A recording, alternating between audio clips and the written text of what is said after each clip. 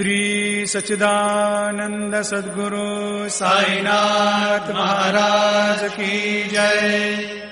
வணக்கம் அன்பர்களே, நம்ம இன்னைக்கு அத்தியாயம் 8 கேட்க போகிறோம். நீங்கள் இன்னும் இதுக்கு முன்னாடி இருக்கிற அத்தியாயங்களை கேட்கலையா? கவலை வேண்டாம், அதற்கான லிங்கை நான் இந்த வீடியோவோட டிஸ்கிரிப்ஷனில் கொடுத்துருக்கேன். உடனே போய் அதை கேட்டுட்டு அதுக்கப்புறம் இந்த அத்தியாயத்தை கேட்க ஆரம்பிங்க. திகம்பரா திகம்பரா ஸ்ரீபாத வல்லப திகம்பரா. அத்தியாயம் 8. நாமதாரகா ஸ்ரீபாத வல்லபர் கோகர்ண சேஸ்திரத்தில் 3 வருடங்கள் இருந்து அங்கிருந்து ஸ்ரீ சைலம் சென்று 4 மாதங்கள் அங்கு வசித்து பிறகு நிவ்யுருத்தி சேஸ்திரத்தில் ஸ்நானம் செய்து குருவபுரத்திற்கு சென்றார். குருவபுரம் கிருஷ்ணா நதிக்கரையில் இருக்கின்றது. அதை இப்பொழுது குருக்குட்டி என்று அழைக்கிறார்கள். ஸ்ரீபாத வல்லவர் குருவபுரத்தில் இருந்ததால் அந்த இடம் உலகம் புகழ் பெற்றது. அங்கு ஸ்ரீபாத வல்லபவரை வேண்டுபவர்கள் எல்லா நன்மைகளையும் பெற்றார்கள். நதிகள் தம்மிடம் வந்த பக்தர்களின் பாவங்களை தீர்த்ததினால் அவைகள் மாசுபடுகின்றன. அப்படி வந்த மாசை ஸ்ரீபாத வல்லவர் போன்ற மகான்கள் வருகையால் போக்கிக் கொள்ளலாம் என்று காத்து கிடக்கின்றன. ஆகையால் மகான்கள் மனிதர்களின் பாவங்களை போக்குவதோடு புண்ணிய நதிகளுக்கும் சென்று அவைகளையும் பவித்திரமாக்குகிறார்கள். ஸ்ரீபாத வல்லபர் தன் அவதாரத்தை விட்டு வேறொரு அவதாரம் எடுக்க வேண்டிய நேரம் வந்துவிட்டது. அதை பற்றி சொல்கிறேன் கேள். குருவபுரத்தில் வேத சாஸ்திரங்களை நன்கு படித்த பிராமணர் இருந்தார். அவர் மனைவி அம்பிகை ஒரு பதிவிரதை. அவர்களுக்கு நிறைய குழந்தைகள் பிறந்து இறந்தார்கள். அவள் நிறைய விரதங்கள் செய்தாள். புண்ணிய தலங்களுக்கு சென்றார்கள். தனக்கு ஒரு குழந்தை நிலைக்க வேண்டும் என்று தேவங்களை வேண்டினாள். அவள் வேண்டுதலுக்கு இணங்க ஒரு குழந்தை பிறந்தது. ஆனால் அவன் அறிவில்லாதவன். ஆயினும் நீண்ட நாட்களுக்கு பிறகு பிறந்த குழந்தை ஆனதால் அவனை மிக செல்லமாக வளர்த்தார்கள். தக்க நேரம் வந்தவுடனே அவனுக்கு உபநயனம் செய்து வேதங்களை கற்றுத்தர ஆரம்பித்தார்கள். எவ்வளவு சொல்லியும் அவனுக்கு ஒரு வேதமும் வரவில்லை. துன்பமடைந்த தந்தையார் அவனை அடிக்கத் தொடங்கினார். அதை பார்த்த தாய், நீண்ட நாட்களுக்கு பிறகு நிலைத்த குழந்தை இவன். அவன் மூடனாக இருந்தாலும் பரவாயில்லை, நீங்கள் அவனை அடிக்கக்கூடாது. அப்படி நீங்கள் அவனை அடிப்பதென்றால் நான் தற்கொலை செய்து கொள்வேன் என்று கூறினாள். இதை கேட்ட கணவர் வேதனைப்பட்டு கவலையோடு சில நாட்களிலேயே இறந்து விட்டார். பிறகு செய்வதறியாமல் பிழைப்பதற்கு வருமானமும் இல்லை என்பதால் அவர் மனைவி அம்பிகை பிச்சை எடுத்து வாழ்ந்து வந்தாள். இதை பார்த்த ஊர் மக்கள் அவனிடம், நீ பிராமண குலத்திற்கே அவமானம் தேடித் தருகிறாய். உனக்கு வேதங்கள் சாஸ்திரங்கள் வரவில்லை. உனக்கு பிச்சை எடுக்க கூட தெரியவில்லை. வயதான உன் தாயார் எடுத்து வந்த பிச்சையில் இருந்து சாப்பிட்டு வாழ்கிறாய். நதியில் இருந்து தண்ணீரை கொண்டு வந்து பிழைக்கலாம். அதை கூட உனக்கு செய்ய தெரியவில்லை. நீ பிறந்ததால் உன் முன்னோர்களுக்கும் உன் அப்பா அம்மா அவர்களுக்கும் கெட்ட பெயரை பெற்று தந்து விட்டாய். நீ வாழ்வதை விட அந்த நதியில் வீழ்ந்து தற்கொலை செய்து கொள்வதே மேல் என்று சொல்லத் தொடங்கினார்கள். இந்த அவமானத்தை தாங்க முடியாமல் அவன் நதியில் வீழ்ந்து தற்கொலை செய்ய சென்றான். அவனை தடுப்பதற்கு அம்பிகாவுக்கு சக்தியின்றி தானும் தற்கொலை செய்வதற்கு நதிக்கரை நோக்கி சென்றாள். அந்த நேரத்தில் ஸ்ரீபாத வல்லபர் குளிப்பதற்காக நதிக்கரைக்கு வந்திருந்தார். அவரை பார்த்த அந்த தாய், சுவாமி, இந்த குழந்தை என் மகன். இவன் அறிவில்லாதவன். மிக அறிவும் ஆற்றலும் பெற்று எல்லா வேதங்களையும் சாஸ்திரங்களையும் கற்ற என் கணவருக்கு இப்படி ஒரு மகன் பிறந்தான். ஊர் மக்கள் எல்லோரும் இவனை அவமதிக்கிறார்கள். இதை பார்த்த என் கணவர் அவமானம் தாங்காமல் இறந்து விட்டார். நான் மிக துன்பம் அடைந்தேன். எல்லா துயரங்களையும் போக்கும் உங்கள் தரிசனம் கிடைத்துவிட்டது. ஒன்றுக்கும் உதவாத இந்த குழந்தையை வைத்து கொண்டு வாழ்வதை விட உயிரை விடுவதே மேல் என்று நினைத்து தற்கொலை செய்து கொள்ளப் போகிறேன்.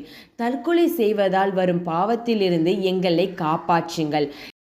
எனக்கு அடுத்த பிறவிலாவது மிக சிறந்த அறிவு பெற்று உலகம் புகழும்படியான ஒரு மகனை பெறுவதற்கு வரமளியுங்கள் என்று வேண்டினாள். இதை கேட்ட ஸ்ரீ பாத வல்லவர், அம்மா, தற்கொலை செய்வதனால் உனக்கு அடுத்த ஜென்மத்தில் மேலும் துன்பங்கள் அனுபவிக்க வேண்டுமே தவிர வேறு ஒரு பயனும் இல்லை. ஆகையால் நீ இப்பொழுது முதல் சிவ பூஜையை செய்ய தொடங்கிவிடு. இதனால் உனக்கு அடுத்த ஜென்மத்தில் என் போன்ற மகன் பிறப்பான். அவன் உலகப்புகழ் பெறுவான். முன்னொரு காலத்தில் பிரதோஷ நேரத்தில் ஈஸ்வர ஆராதனை பார்த்த புண்ணியத்தினாலேயே ஒரு கோபிகா பெண்ணிற்கு ஸ்ரீ கிருஷ்ண பகவான் குழந்தையாக பிறந்தான் என்றார். சுவாமி, நான் நீங்கள் கூறியபடியே செய்கிறேன். ஆனால் ஈஸ்வர ஆராதனையை பார்த்த புண்ணியத்தினாலேயே பகவானே மகனாக பெற்ற அந்த கதையை கூறுங்கள் என்று வேண்டினாள்.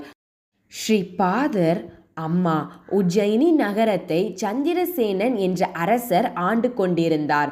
அவர் நண்பர் மணிபத்ரர் ஈசனை பற்றி தவம் செய்து சிந்தாமணி என்றொரு ரத்தினத்தை பரிசாக பெற்றார். அந்த சிந்தாமணி ரத்தினம் சூரியனைப் போல் ஒளிமயமானது, நினைத்ததெல்லாம் தரும் சக்தி பெற்றிருந்தது. இதையறிந்த சில மன்னர்கள் அதை அடைய வேண்டும் என்று நினைத்து உஜ்ஜயினி நாட்டின் மேல் படையெடுக்க முற்பட்டார்கள். அந்த நேரத்தில் சந்திரசேனனும் மணிபத்ரரும் சேர்ந்து சனி பிரதோஷ காலத்தில் சிவபூஜை செய்து கொண்டிருந்தார்கள். இதை பார்த்த அந்த நகரத்தின் இடையர்களின் குழந்தைகள் தங்கள் வீட்டின் முன்னால் உருண்டையாக இருந்த கல்லை சிவலிங்கம் போல் வைத்து இலைகளாலும் பூக்களாலும் பக்தியுடன் பூஜை செய்ய ஆரம்பித்தார்கள். மதிய உணவருந்தும் நேரமானதால் தாய்மார்கள் தங்கள் குழந்தைகளை உணவு உண்ண கூப்பிட்டார்கள். அதில் ஒரு பையன் உணவருந்த செல்லவில்லை. கோபமடைந்த தாய் பூஜை பொருட்களை கலைத்துவிட்டு அவனை கோபத்துடன் எழுப்பினாள். அவன் பக்தியுடன் தான் செய்யும் சிவபூஜையை தடுத்து தனக்கு பங்கம் விளைவித்ததனால் கோபமடைந்து தன் உயிரை விடுவதற்கு முற்பட்டான்.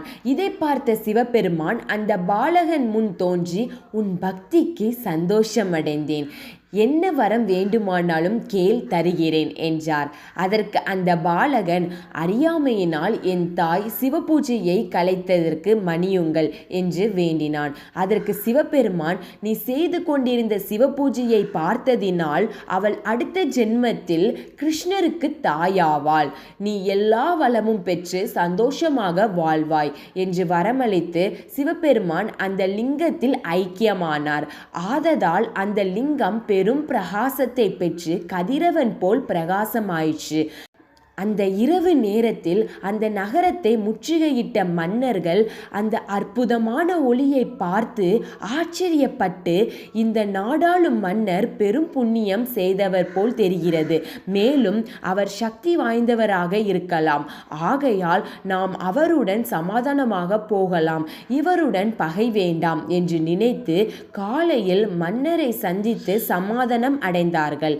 சந்திரசேனரும் அங்கு வந்த மன்னர்களும் அந்த பிரகாசத்திற்கு காரணமான அந்த பாலகனை பார்த்து வணங்கினார்கள்.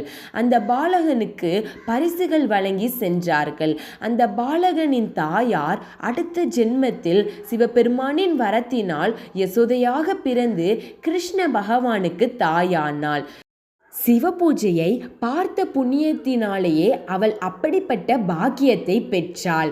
ஆகையால் நித்தமும் சிவனை ஆராதனை செய்தால் உனக்கு அடுத்த பிறவியில் உலகம் போற்றும்படியான ஒரு மகன் பிறப்பான் என்று கூறினார். பிறகு அவள் மகனின் தலையில் தன் கையை வைத்து ஆசீர்வித்தார். அவன் உடனே அறிவை பெற்றான். பிறகு அவன் வேதங்களையும் சாஸ்திரங்களையும் கற்று உலக பிரசித்தி பெற்றான். இதை பார்த்த அம்பிகா சந்தோஷப்பட்டு ஸ்ரீபாத வல்லபரை வணங்கி அவர் கூறியதைப் போல் அவள் தினமும் பக்தியுடன் சிவபெருமானை பூஜை செய்ய தொடங்கினாள். ஆகையால் நாமதாரகா, இந்த உலகில் குருவின் அருளை பெற்றவர்கள் எவ்வித குறையும் இன்றி சந்தோஷத்துடன் வாழ்ந்து முக்தி அடைவார்கள் என்று கூறினார். அவதூத சிந்தன ஸ்ரீ குருதேவ தத்த. அன்பர்களே, இத்துடன் அத்தியாயம் 8 முடிவுற்றது. அடுத்த அத்தியாயத்துடன் உங்களை சந்திக்கிறேன். அதுவரைக்கும் இணைந்திருங்கள் எல்லாம் சாய்பாபா யூடியூப் சேனலுடன். உங்களுக்கு உடனுக்குடன் வீடியோ கிடைக்க எல்லாம் சாய்பாபா சேனலை சப்ஸ்கிரைப் பண்ணி பக்கத்தில் இருக்க பெல் ஐக்கானை கிளிக் பண்ணுங்க. இந்த வீடியோ உங்களுக்கு மன அமைதியை கொடுத்துருந்துச்சுன்னா லைக் அண்ட் ஷேர் பண்ணுங்க. உங்களுக்கு மனசுல என்ன தோணுச்சோ அதை கமெண்ட் பண்ணுங்க.